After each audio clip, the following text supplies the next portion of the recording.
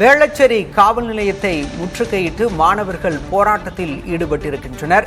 வேளச்சேரி காவல் நிலையத்தை தரமணி சட்ட பல்கலைக்கழக மாணவர்கள் முற்றுகையிட்டு போராட்டத்தில் ஈடுபட்டிருக்கின்றனர். சட்டக்கல்லூரி மாணவர்களுடன் போலீசார் பேச்சுவார்த்தை நடத்தி வருகின்றனர். ரோந்து சென்ற காவலர் சட்டக்கல்லூரி மாணவரை தாக்கியதாக கூறி தரமணி சட்ட பல்கலைக்கழக மாணவர்கள் இந்த முற்றுகை போராட்டத்தில் ஈடுபட்டிருக்கின்றனர்.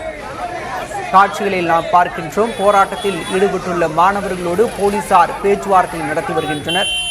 விவரங்களோடு செய்தியாளர் சாந்தகுமார் இணைந்திருக்கிறார். சாந்தகுமார், கூடுதல் விவரம். சென்னை தரமணி சட்ட பல்கலைக்கழகத்தில் 5ஆம் ஆண்டு சட்டப்படிப்பை படித்து வருபவர் கரிகால் வளவன். இவர் நேற்று முன்தினம் தேநீர் கடைக்கு சென்றிருந்த போது அங்கு ரோந்து பணிக்காக வேளச்சேரி காவலர் ஒருவர் வந்திருக்கிறார். அவர் பெயர் சம்பத்.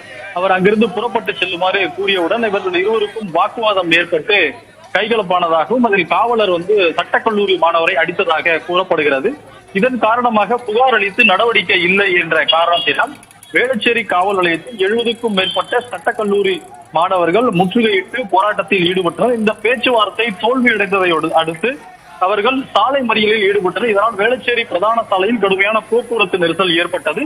அதன் பிறகு காவல்துறை, அதாவது கிண்டி, தரமணி, சைதாப்பேட்டை உதவி ஆணையர்கள் தொடர்ந்து மாணவர்களிடம் பேச்சுவார்த்தை நடத்தி கிட்டத்தட்ட 3 மணி நேரத்திற்கும் மேலாக இந்த பேச்சுவார்த்தை தொடர்ந்து நடைபெற்று வருகிறது.